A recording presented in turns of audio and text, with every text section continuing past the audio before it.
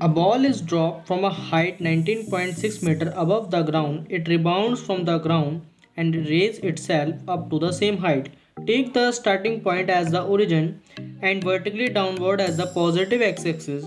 Draw the approximate plots of the x versus t, v versus t, and a versus t. Neglect the small interval during which the ball was in contact with the ground. तो start करते हैं question को।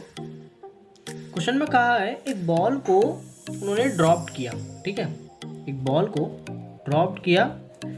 अब उस ball को drop करने के बाद उन क्वेश्चन में आगे ये कहा गया है कि इस डायरेक्शन को आप पॉजिटिव कंसिडर कीजिए और जहाँ से बॉल को ड्रॉप किया उसको ओरिजिन कंसिडर कर लीजिए, ठीक है।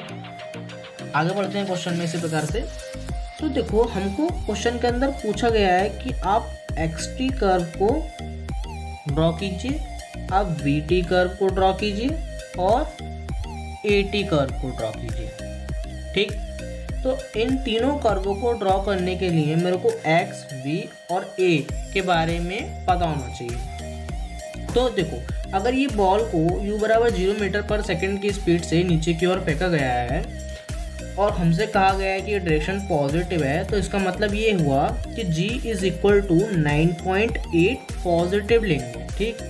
वैसे देखो g बराबर -9.8 मीटर पर सेकंड लेते थे क्योंकि ये माइनस साइन ये शो करता था कि ये डायरेक्शन डाउनवर्ड है, लेकिन इसमें कहा है डाउनवर्ड डायरेक्शन को आप पॉजिटिव कंसिडर कीजिए, इसलिए g इज इक्वल टू कितना हो जाएगा 19.8 मीटर पर सेकंड स्क्वायर।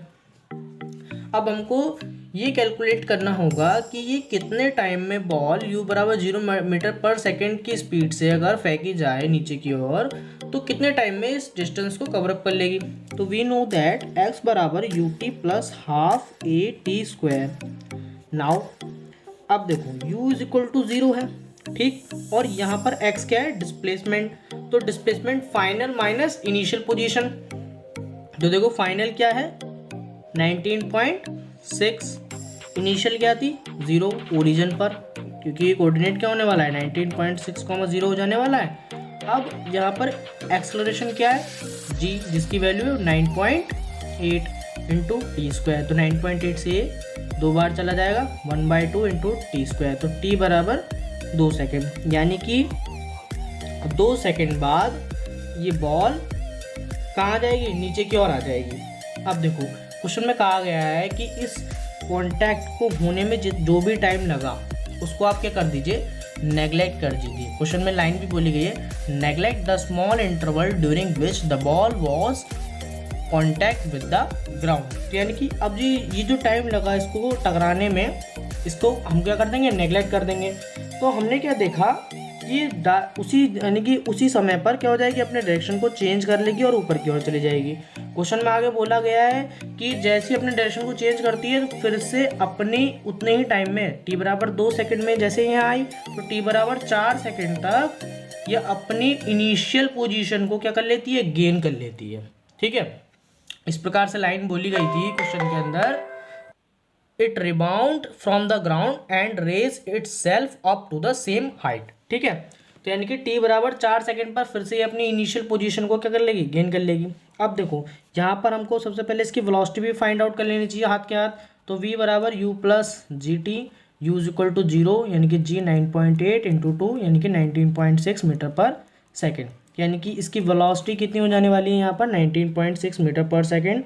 अब ये ऊपर की ओर जाएगी यानी अपवर्ड डायरेक्शन में हो जाएगी।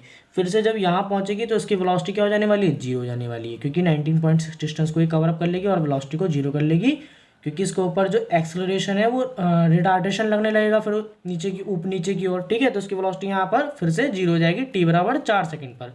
तो अब इसका एक्स-टी कर्व हम ड्रॉ करने जा रहे हैं। देखो एक्स-टी कर्व ड्रॉ करने से पहले हमको पता होना चाहिए वाई स्क्वायर बराबर 4ax कर्व है, ऐसा पैराबोला है, और मैं इसको थोड़ा सा y बराबर 4ax की फॉर्म में लिख लूँ, इस फॉर्म में लिख लूँ y बराबर root under 4a root x। तो इसका कर्व कैसा आता है कुछ ऐसा, ठीक। अगर एक्स स्क्वायर बराबर 4ay टाइप का पैराबोला है, अगर मैं इसको सिंप्लीफिकेशन करके इस फॉर्म में लिख लूँ तो इसका कर्व कुछ ऐसा आता है, ठीक है। तो मेरे को एक्स-टी कर्व ड्रॉ करने के लिए इन दोनों चीज़ों का पता होना बहुत ज़रूरी है। देखो जब हम इस कर्व को ड्रॉ करेंगे तो हम हमारे पास क्या इक्वेशन आएगी, x बराबर U T plus half A T square, जिसमें u ज़ीरो है तो x बराबर हाफ जी टी स्क्वायर बचा। तो अगर इसको सिंप्लीफाई करें तो टी स्क्वायर बराबर 2x बाई जी टाइप का कुछ हो जाएगा। ठीक है, t बराबर 2/g इंटू रूट एक्स हो जाएगा।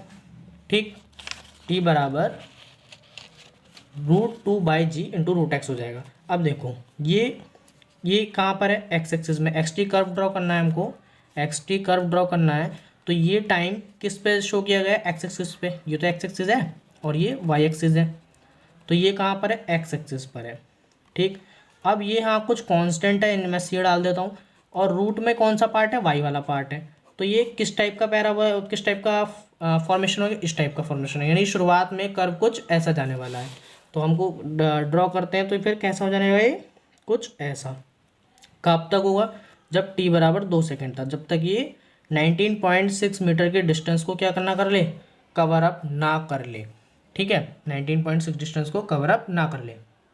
तो कर्व कुछ t बराबर 2 सेकेंड के लिए कर्व कुछ कैसा आ जाएगा, ऐसा राइज होता हुआ, ऐसा राइज होता हुआ आ जाएगा, क्योंकि ये फॉर्म कैसी बननी है, एक्स एक्सिस बराबर c√y, तो यानी कि ये फॉर्म कुछ ये वाली बन गई। तो कर्व कैसा आना चाहिए, इस टाइप का कर्व आना चाहिए। ठीक है, अब जब t बराबर 4 सेकेंड बाद ये अपनी इनिशियल पोजीशन 0,0 को फिर से क्या कर लेता था, गेन कर लेता था, तो यानी कि ये कुछ ऐसा t बराबर 4 सेकेंड तक नीचे की ओर चला जाएगा।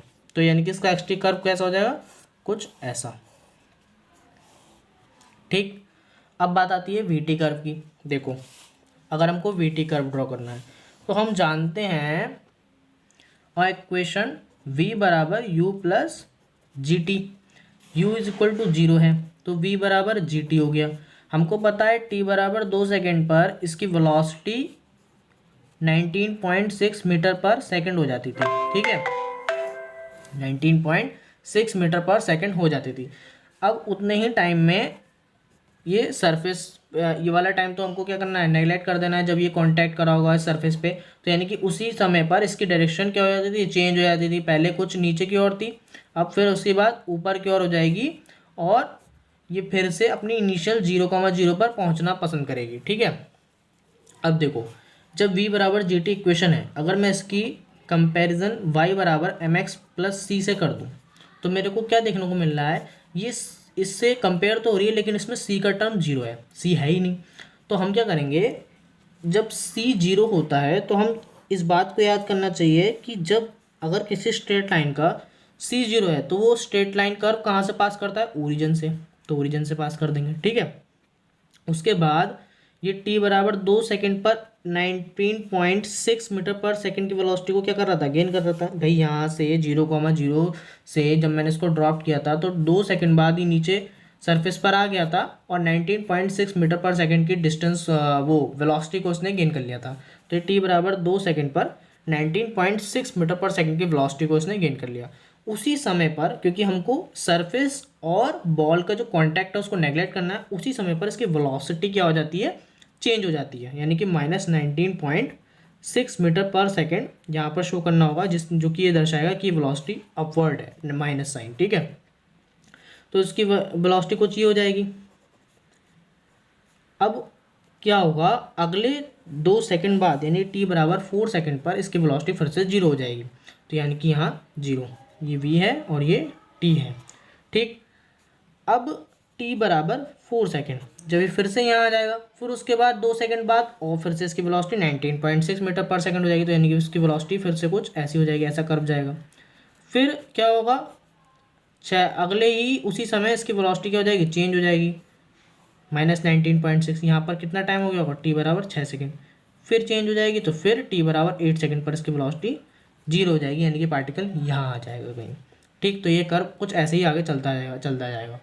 तो 4 सेकेंड तक के लिए क्वेश्चन के अंदर बताया गया था, तो यहाँ तक का कर्व कुछ ऐसा हो जाएगा। मैं रीड्रॉ कर देता हूँ, t बराबर 4 सेकेंड के लिए कुछ ऐसा।